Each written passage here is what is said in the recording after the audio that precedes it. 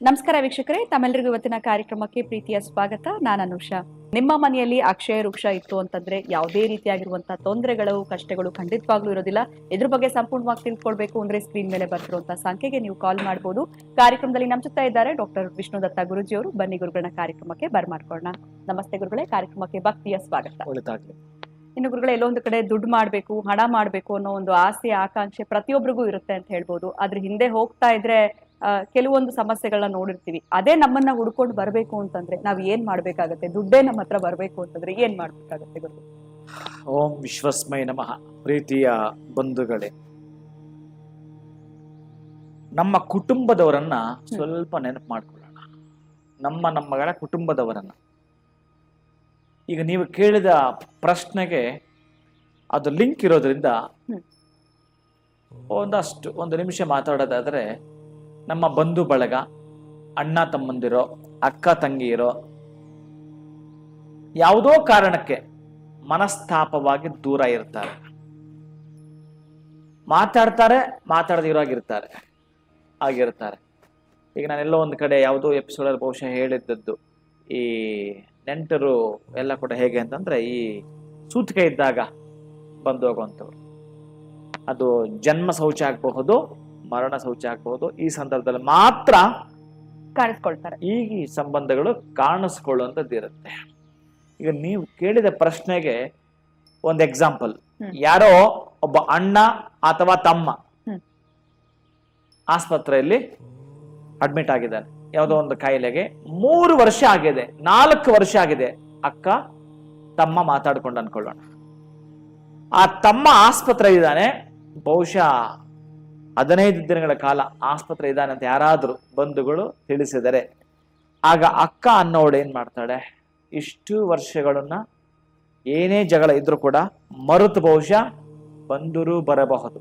ಅವರ ಒಳಗಡೆ ಆ ಆಪ್ಯಾಯತೆ, ಆ ಪ್ರೀತಿ, ಆ ವಾತ್ಸಲ್ಯ, ಆ ಪ್ರೇಮ ಇದ್ದರೆ, ತಡೆಯಪ್ಪ ಯಾವಾಗ್ಲೂ ಇದ್ದದ್ದೇ, ಇಂಥ ಸಂದರ್ಭದಲ್ಲಿ ಹೋಗಿ ಬರೋಣ ಅಂತ ಹೇಳಿ, ಇನ್ನು ನಾವು ಯಾವುದೂ ಒಳ್ಳೇದಕ್ಕೆ ಹೋಗಿಲ್ಲ ಅಂತ ಪರವಾಗಿಲ್ಲ, ಇಂತಹದ್ದಕ್ಕೆ ನಾವು ಹೋಗಿ ಬರ್ಬೇಕು ಅಂತೇಳಿ ಬಂದು ಹೋಗುವಂಥದ್ದು ಬಹುಶಃ ನಾವು ನೀವು ಕಾಣ್ತೀವಿ. ಹೌದು. ಇನ್ನು ಇದಕ್ಕಿಂತೂ ಜಟಿಲ ಪರಿಸ್ಥಿತಿಗಳು ಬಹುಶಃ ಬರದೇನೂ ಇರಬಹುದೇನೋ.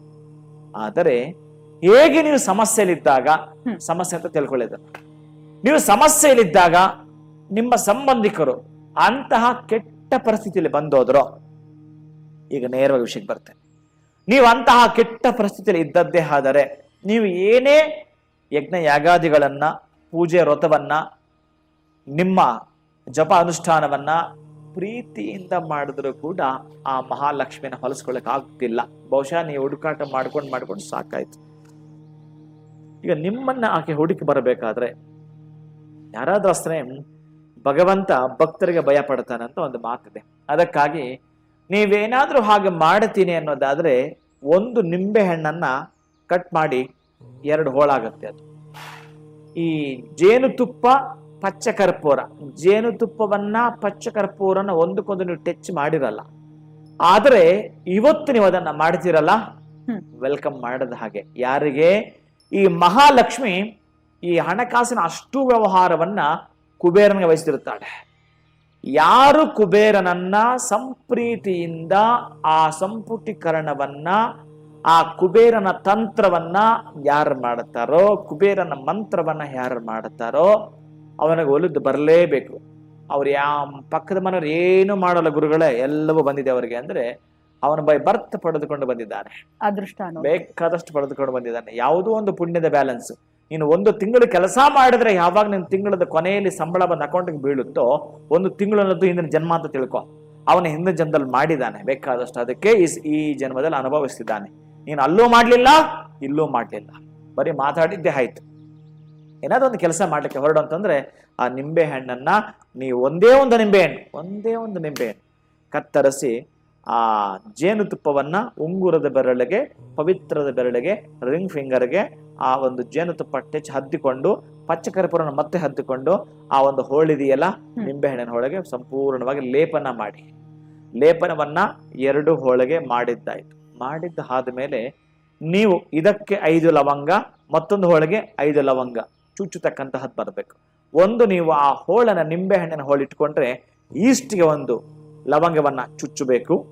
ನಂತರ ಅದರ ಆಪೋಸಿಟ್ ವೆಸ್ಟ್ ಆಗತ್ತೆ, ಅಲ್ಲೊಂದು ಚುಚ್ಚಬೇಕು. ನಂತರ ಸೌತ್ಗೆ ಒಂದು ಚುಚ್ಚಬೇಕು, ತದನಂತರ ನಾರ್ತ್ಗೆ ಒಂದು ಚುಚ್ಚಬೇಕು. 4 ದಿಕ್ಕು ಕಂಪ್ಲೀಟ್ ಆಯ್ತು. ಇನ್ನು ಮಧ್ಯದಲ್ಲಿ ಒಂದಿರುತ್ತೆ, ಕರೆಕ್ಟ್ ಆಗಿ ಮಧ್ಯದಲ್ಲಿ ಚುಚ್ಚುತ್ತೇನೆ.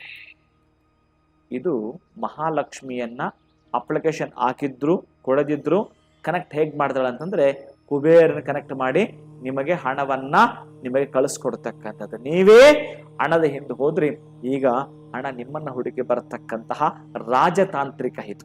ಹಾಗಾಗಿ ನೀವು ಇದನ್ನ ಮಾಡಿ ಒಂದು ಕಡೆ ಇಟ್ಕೊಳ್ಳುವಂತ. ನೆಕ್ಸ್ಟ್ ಇನ್ನೊಂದು ಬಾಕಿ ಇದೆಯಲ್ಲ, ಮತ್ತೆ ಅದಕ್ಕೂ ಸೇಮ್ ಆಸ್ ಇಟ್ ಈಸ್ ಮಾಡ್ತಕ್ಕಂತಹದ್ದು. ಅದಕ್ಕೂ ಕೂಡ ಸೇಮ್ ಲೇಪನವನ್ನ ಮಾಡಿದ್ರಿ, ಅದಕ್ಕೂ ಕೂಡ 5 ಲವಂಗವನ್ನ ಮಾಡಿದ್ರಿ. ಒಟ್ಟಾರೆ 10 ಲವಂಗ, ಸ್ವಲ್ಪ ಪಚ್ಚಕರ್ಪೂರ, ಜೇನುತುಪ್ಪ, 1 ನಿಂಬೆಹಣ್ಣು. ಈ ತಂತ್ರವನ್ನ ನೀವು ಮಾಡ್ಕೊಳ್ತೀರಿ. ಮತ್ತು ಸೇಮ್ ಅದಕ್ಕೂ ಕೂಡ 5 ಚುಚ್ಚುತ್ತೀರಿ. 2 ಕೈಲಿ ಹೀಗೆ ಇಟ್ಕೊಳ್ತೀರಿ. 2 ಕೈಲಿ ಹೀಗೆ ಇಟ್ಕೊಳ್ತಾ ನೀವು ಬಹಳ ಪ್ರಮುಖವಾಗಿ ಮಮ ಗೃಹೆ ಕುಬೇರಂ ವಶ್ಯಂ ವಶ್ಯಂ ವಶಮಾನಾಯ ಸ್ವಾಹ. ಮಮ ಗೃಹೇ ಕುಬೇರಂ ಅಂದ್ರೆ ಕುಬೇರನ ನೀವು ಕರೀತಾ ಇದ್ದೀರಿ.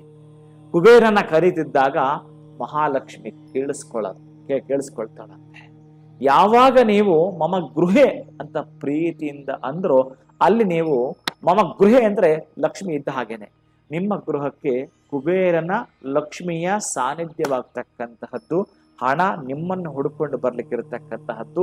108 ಬಾರಿ ಈ ಮಂತ್ರವನ್ನ ಹೇಳ್ತೀರಿ ಪ್ರೀತಿಯಿಂದ 2 ಕೈಲಿ ಈಗ ಹಿಡ್ಕೊಂಡು. ಅಂತಂದ್ರೆ ನೀವು ಲೆಕ್ಕ ಮಾಡ್ಕೊಳ್ಬೇಕು, ಬಹುಶಃ ಇದನ್ನ ಮತ್ತೆ ಹಾಗೆ ಇಟ್ಕೊಂಡಿರ್ಬೇಕು. ಇದನ್ನ ಎಷ್ಟು ದಿವಸ? 10 ದಿನಗಳ ಪರ್ಯಂತ ಇದನ್ನ ಮಾಡ್ಬೇಕು, 10 days. ಯಾಕಂದ್ರೆ ಇಟ್ಟಿರೋದು 10 ಲವಂಗ. ನೀವು ಬೆಳಿಗ್ಗೆ ಮಾಡ್ತಿರೋ, ಮಧ್ಯಾಹ್ನ ಮಾಡ್ತಿರೋ, ಸಂಜೆ ಮಾಡ್ತಿರೋ, ಒಟ್ಟಾರೆ 10 ದಿನಗಳ ಕಾಲ ನೀವು ಇದನ್ನ ಮಾಡ್ತೀರಿ. ನೀವು ಸ್ಮರಣೆಯನ್ನ ಮಾಡ್ತೀರಿ. ಪ್ರಮುಖವಾಗಿ ನಿಮ್ಗೆ ಇರ್ತಕ್ಕಂಥ ಅಷ್ಟು ನೋವುಗಳನ್ನ ನೆನಪು ಮಾಡ್ಕೊಳ್ತೀರಿ.